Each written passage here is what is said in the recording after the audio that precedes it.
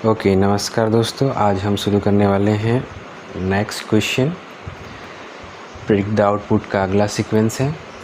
इसमें जो सवाल आपकी स्क्रीन पे दिख रहा है, ये सवाल काफ़ी बार पूछा जाता है एग्ज़ाम में।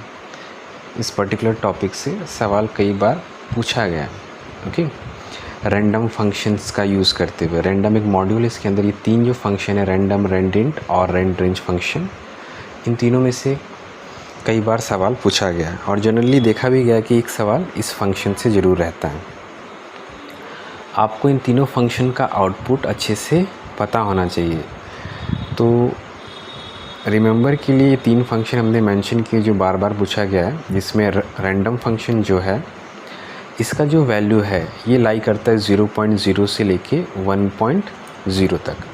अब यहाँ आप ध्यान रखिए कि जो n का वैल्यू है, n मतलब जब इस फंक्शन को हम कॉल करेंगे तो वैल्यू हो सकता है 0.0 आ सकता है, 0.1 आ सकता है, 0.15 आ सकता है, लेकिन कभी भी वो 1 के बराबर नहीं होगा।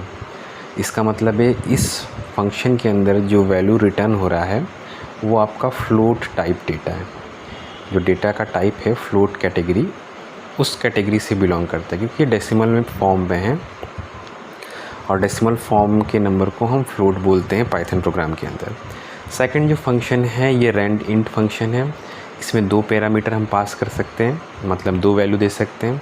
अब ये जो दो वैल्यू है, ये दोनों वैल्यू ए के और बी के बराबर हो सकता है। इसका मतलब अगर हम 3 और 4 दिए तो ये 3 से चलेगा और 5 तक चलेगा, 3 से चलेगा और 4 तक चलेगा। मतलब ए का वैल्यू 3 से स्टार्ट होगा और लास्ट तक 4 तक चलेगा। अब इसमें जो डेटा टाइप है वो इंटीजर है, इसलिए इस फंक्शन में रैंड इंटीजर फंक्शन यूज़ किया गया है। तीसरा जो फंक्शन है जिसके बेसिस पे हमारा ये सवाल है, रैंड रेंज, इसमें 3 वैल्यू दे सकते हैं, स्टार्ट, स्टॉप और स्टेप।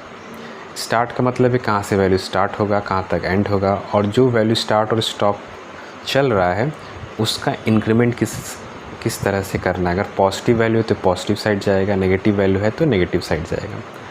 इसमें हम सिंगल वैल्यू भी दे सकते हैं। अगर सिंगल वैल्यू दी है तो बाय डिफ़ॉल्ट स्टार्टिंग वैल्यू हम 0 ही मानते हैं। एग्जाम्पल के तौर पे आइए देखते हैं। रैंडम मॉड्यूल को कॉल किया गया है और सफल नाम के आइडेंटिफायर में रैंड रेंज फंक्शन यूज़ किया है, तो यहाँ देखिए सिंगल वैल्यू को कॉल किया गया है। ओके, सिंगल वैल्यू का मतलब ये है कि सफल के अंदर जो वैल्यू आपका रन करेगा वो 0 से स्टार्ट होगा, 0 से स्टार्ट होगा। क्योंकि यहाँ 10 लिखा है तो ये 9 टाइम्स चलेगा। अगर 0 से स्टार्ट हो रहा है तो एक वैल्यू कम, तो 0, 1, 2, 3, 4, 5, 6, 7, 8 और 9। अब यहाँ आप ध्यान दीजिए कि ये जो फंक्शन हम कॉल कर रहे हैं इसके साथ हम +1 अटैच कर रहे हैं। +1 मतलब हर वैल्यू के साथ 1 वैल्यू ऐड होगा। तो ओरिजिनली जो ये आउटपुट प्रोड्यूस करेगा सब में 1 ऐड करते हुए ऐड करेगा। तो यहाँ 1 आएगा, यहाँ 2 आएगा, यहाँ 3 आ जाएगा, यहाँ 4 आ जाएगा, यहाँ 5 आ जाएगा, यहाँ 6 आ जाएगा, यहाँ 7 आ जाएगा, यहाँ आपका 8 आ जाएगा, यहाँ आपका 9 आ जाएगा और यहाँ आपका 10 आ जाएगा। क्योंकि ओरिजिनल जो वैल्यू ये प्रिडिक्ट कर रहा है उसके साथ हम +1 करेंगे। अब ये जो टेबल हमने बनाया ये क्या, ये पॉसिबल नंबर ऑफ़ वैल्यूज़ है जो ये फंक्शन जनरेट कर सकता है। रैंडम फंक्शन का काम ही क्या है कि कोई भी वैल्यू दे सकता है, जो भी वैल्यू हमने स्पेसिफाई किया है फंक्शन के अंदर। तो बाय डिफ़ॉल्ट हमने 10 मेंशन किया है, इट मीन्स वैल्यू 0 से लेके 9 तक कोई भी वैल्यू ये जनरेट कर सकता है। तो टोटल पॉसिबल वैल्यू हमने यहाँ बना लिया है। ठीक है, अब दूसरे फंक्शन पे आते हैं।